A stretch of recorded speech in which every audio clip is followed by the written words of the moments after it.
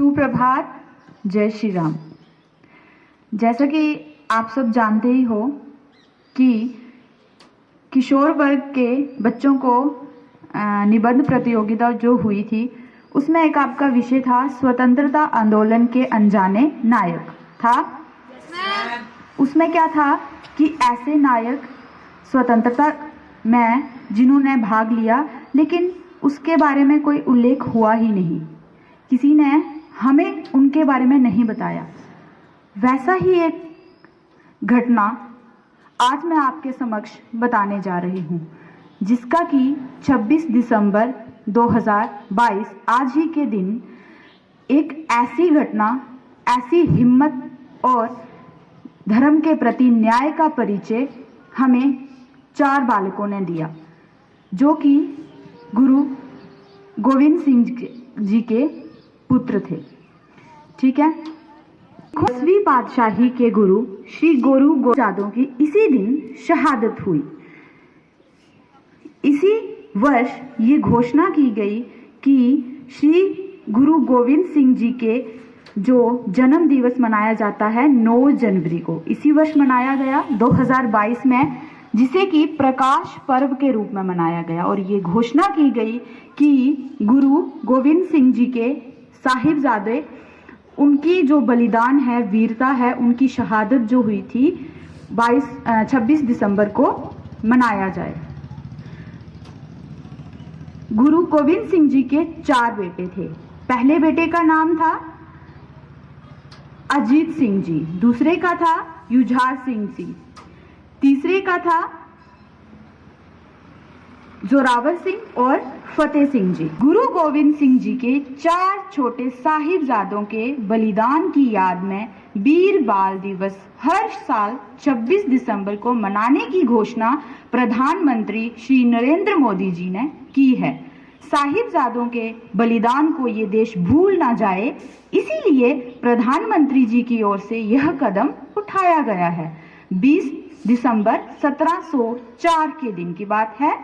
मुगल सेना के आक्रमण के कारण गुरुजी को आनंदपुर साहिब किले को छोड़ना पड़ा। आनंदपुर किले में उनका पूरा परिवार, उनकी माताजी के साथ 4 बेटे थे, जैसा कि मैंने अभी आपको उनका नाम सुनाया। उसके साथ कुछ सिख भी थे, साथी भी थे उनके। तो मुगलों ने उनको बोला कि आप इस किले को छोड़ दो, नहीं तो हम इस किले को खत्म कर देंगे, जिसके साथ कि आपको भी खत्म कर देंगे। तेज बहाव सरसा नदी को पार करते हुए गुरु परिवार के सदस्य बिछुड़ गए। कहाँ बिछड़े? सरसा नदी के किनारे उन दोनों का परिवार बिछुड़ गया, जिसमें उनकी माता के साथ 2 पुत्र और गुरु जी के साथ 2 पुत्र अलग अलग रास्ते हो लिए। गुरु गोविंद जी के 2 बड़े बेटे अजीत सिंह और जुझार सिंह। अजीत सिंह जो कि मात्र 14 वर्ष के थे। कितने वर्ष के थे? 14 वर्ष के बच्चे जो हैं अपने हाथ ऊपर करो, जो 14 वर्ष के हैं। हाँ, तो आप ही की उम्र के थे। ठीक है। और उनके साथ ही रह गए और वे उनके साथ चमकौर पहुंच गए। वहीं दूसरी ओर गुरु गोविंद सिंह जी की माता गुजरी और 2 बेटे जोरावर सिंह और फतेह सिंह अलग हो गए। जोरावर सिंह और फतेह सिंह जिनकी उम्र मात्र 9 साल 6 साल थी। चमकौर युद्ध में अजीत सिंह जी और युझार सिंह जो कि मात्र 15 वर्ष के थे, रणभूमि में अद्भुत वीरता का प्रदर्शन करते हुए वीर गति को प्राप्त हो गए। वजीर खान जो कि मुगलों का क्या था, वो सैनिकों ने माता गुजरी और 7 साल के जोरावर सिंह और 5 साल के फतेह सिंह जी को गिरफ्तार कर लिया। इन सभी को ठंडे बुर्ज में रखा गया। ठंडे बुर्ज अर्थात ऐसी जगह जहां पर इतनी ज्यादा ठंड होती थी कि आम इंसान उसको सहन ना कर पाता हो और मृत्यु का कारण भी बन जाती थी। वजीर खान ने गुरु गोविंद सिंह के छोटे बेटों को इस्लाम धर्म कबूल करने के लिए कहा।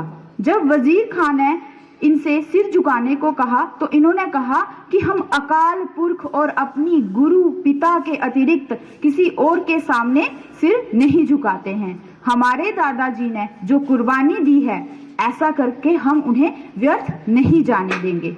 हमने यदि किसी और के सामने सिर झुका लिया तो अपने दादा को हम क्या जवाब देंगे।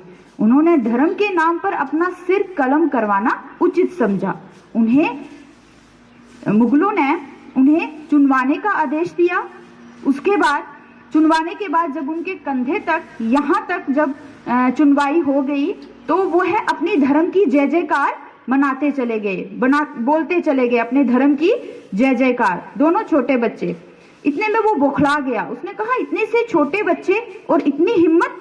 उसने कहा अपने सैनिकों को इनके सर कलम कर दो, और उसी समय उसके सैनिकों ने उन बच्चों के सर कलम कर दिए।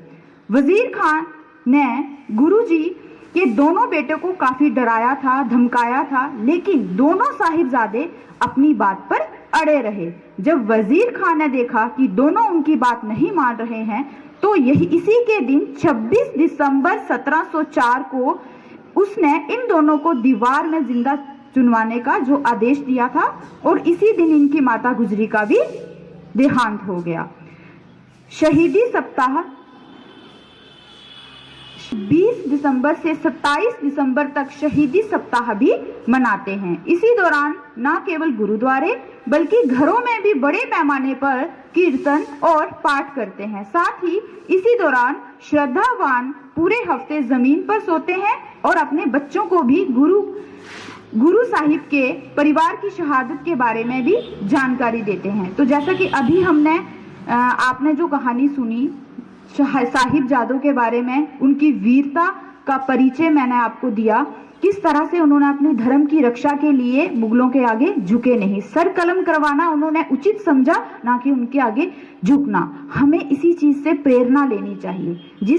जिस घटना से आज तक हमें किसी ने बताया तक नहीं, श्री नरेंद्र मोदी जी द्वारा, प्रधानमंत्री जी द्वारा हमें ये मौका मिला है कि हम उनकी शहादत को हमेशा याद रखें और इसी वर्ष को 1704 26 दिसंबर को हम हर वर्ष 26 दिसंबर को मनाएं, ताकि उनकी वीरता को, शहादत को जो है सम्मान दे पाएं।